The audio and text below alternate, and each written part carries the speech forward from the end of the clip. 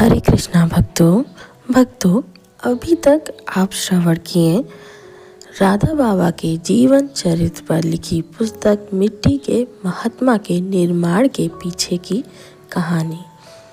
अब शुरू करते हैं राधा बाबा का जीवन चरित्र। राधा बाबा के बचपन का प्रसंग। लाल ओ लाल कहते हुए मैया ने धुएं से जल रही अपनी आंखों को अपनी साड़ी के एक कोर से पोंछा और फिर सुलगती हुई लकड़ियों को चूल्हे से बाहर निकाल दिया। कहाँ चला गया रे, मैया ने फिर कहा और पास ही एक भगोने पर रखे पानी से 4-5 छींटे सुलगती लकड़ियों पर मार दिए। चूल्हे पर रखी पतीली को उसने उतारकर एक ओर रख दिया और वह खड़ी हो गई।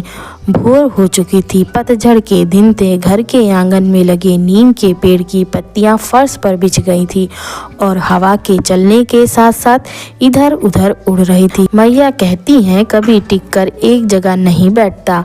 बाहर खुलते हुए दरवाजे पर आकर खड़ी हो गई। अपने बैलों को हाँकता हुआ भीखू सामने से गुजर रहा था। अरे कहीं लाल मणि को देखे हो? मैया को कुछ नहीं सूझता है तो उससे ही पूछ बैठती हैं।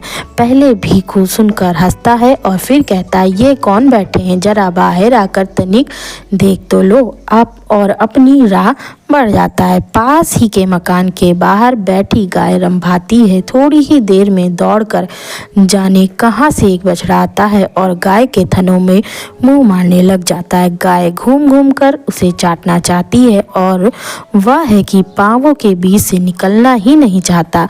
मुझे यह दृश्य बड़ा अच्छा लग रहा था। मैंने सुना ही नहीं कि मैया कब से मुझे पुकार रही हैं और मेरे ना सुनने से व्याकुल हो गई हैं।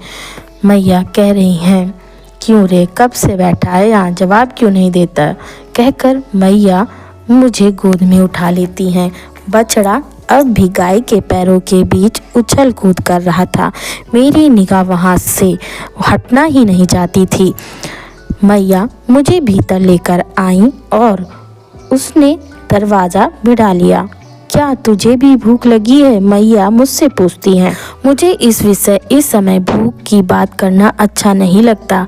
मैं गर्दन हिलाकर मैया की गोद में सिर छुपा लेता हूँ। वह मुझे प्यार करते हुए एक कोने में बिछी खाट पर बिठा देती हैं। मैया ने जो किवाड़ भिड़ाए थे हवा से फिर खुल गए थे और गाय और बछड़े का खेल अब मुझे फिर दिखाई देने लग गया। मैं चुपचाप बैठ गया।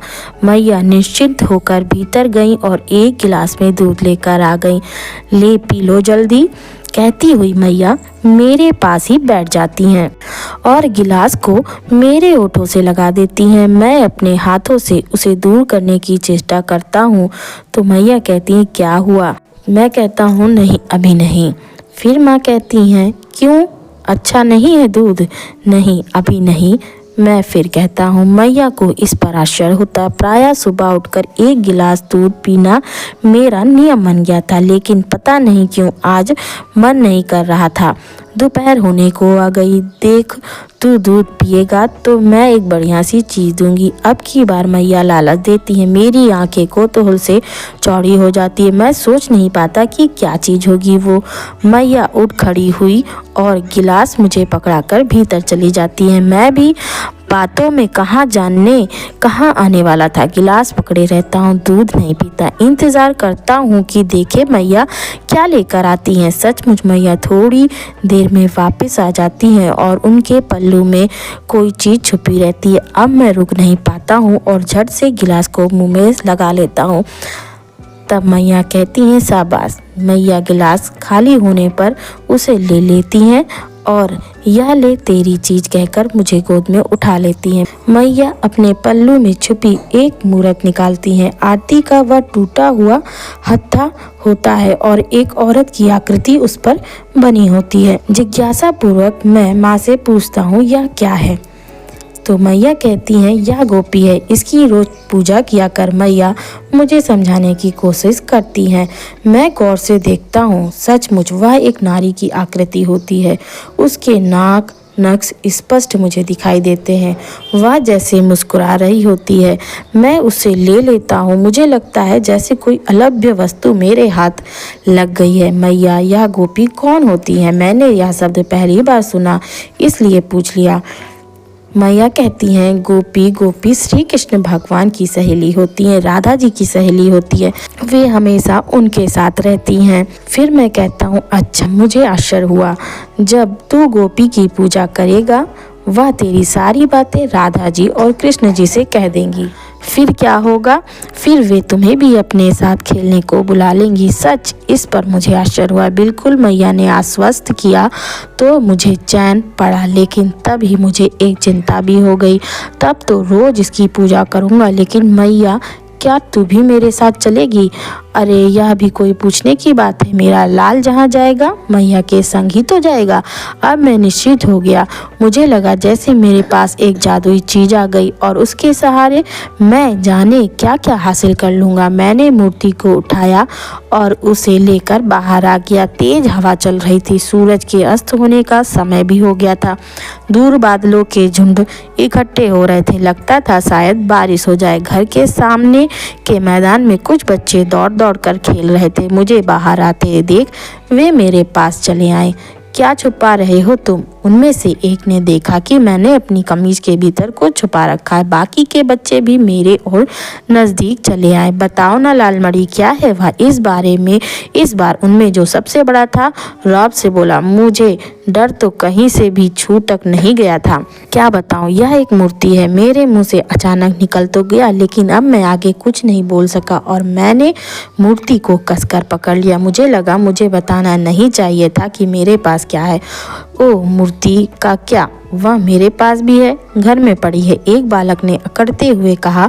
तो सभी हंसने लगे। लेकिन ऐसे थोड़ी ही है। कहते हुए एक झटके से मैंने अपनी कमीज के भीतर छुपी गोपी की इस मूर्ति को बाहर निकाल दिया। सारे बच्चों ने देखा। सच में पीतल की चमचमाती वह मूर्ति बड़ी सुंदर और सुडौल है। उन लोगों के पास भी मूर्तियां तो थी, लेकिन वे मिट्टी की बनी हुई थी। वे सब आंखें फाड़ फाड़ कर उसे घूरते रहे। एक ने आगे बढ़कर उसे छूने की कोशिश की तो मैंने धमका दिया, खबरदार, छूना नहीं, यह पूजा करने की है। यह सब और अब सब पीछे हट गए। मैं अपनी मूर्ति लेकर फिर अपने मकान के बाहर बनी चौकी पर जाकर बैठ गया। यह सब चल ही रहा था कि अचानक गली के मोड़ से निकलकर एक बहुरूपिया साधु मेरी ओर बढ़ते हुए आने लगा। बाकी के सारे बच्चे डर कर दूर भाग गए। मैं अपने स्थान पर चुप बैठा रहा। साधु ने अपने पूरे शरीर पर राख लपेट रखी थी और माथे पर सफ़ेद तिलक लगा रखा था। उनकी चमड़ी का रंग एकदम काला था। उसने अपने एक हाथ में बड़ा सा त्रिशूल ले रखा था, उसके दूसरे हाथ में एक डमरू था। शरीर को ढकने के लिए उसने अपनी कमर में एक चमड़ा लपेट रखा था।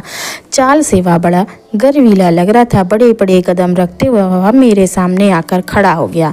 मुझे समझ में नहीं आया कि इस परिस्थिति में मुझे क्या करना चाहिए। साधु के चेहरे पर अद्भुत तेज था। वह अपनी बड़ी आंखों से मुझे घूर रहा था। जाने मुझे क्या हुआ, मैं भी एकटक उसकी आंखों में देखने लगा। मुझे नहीं मालूम कितनी देर तक हम एक दूसरे को देखते रहे। उसके पास जैसे कहने को बहुत कुछ था और वह बिना बोले अपने संदेश मुझे नजरों के माध्यम से भेज रहा था। साधु ने अनुभव किया, बालक साधारण नहीं है। उसने अपने त्रिशूल पर लगी सिंदूर अपनी उंगली में लगाई और जोर से मेरे ललाट पर फेर दी। बम बम भोले, जा तेरा कल्याण हो, कहकर उसने जोर से डमरू बजा दिया और आगे बढ़ गया। भक्तों, अब आगे का भाग अगली वीडियो में श्रवण कीजिएगा। और जो लोग नए हैं उन्हें मैं बता दूं कि राधा बाबा के जीवन पर लिखी इस पुस्तक का निर्माण इतिहास के कारण के विषय में पूर्व में मेरे द्वारा वीडियो बनाई गई है, जिसका लिंक मैं डिस्क्रिप्शन बॉक्स में दे दूंगी। आप वहां पर जाकर वीडियो को श्रवण कर सकते हैं। तो चलिए मिलते हैं अगली वीडियो में। तब तक के लिए राधे कृष्ण।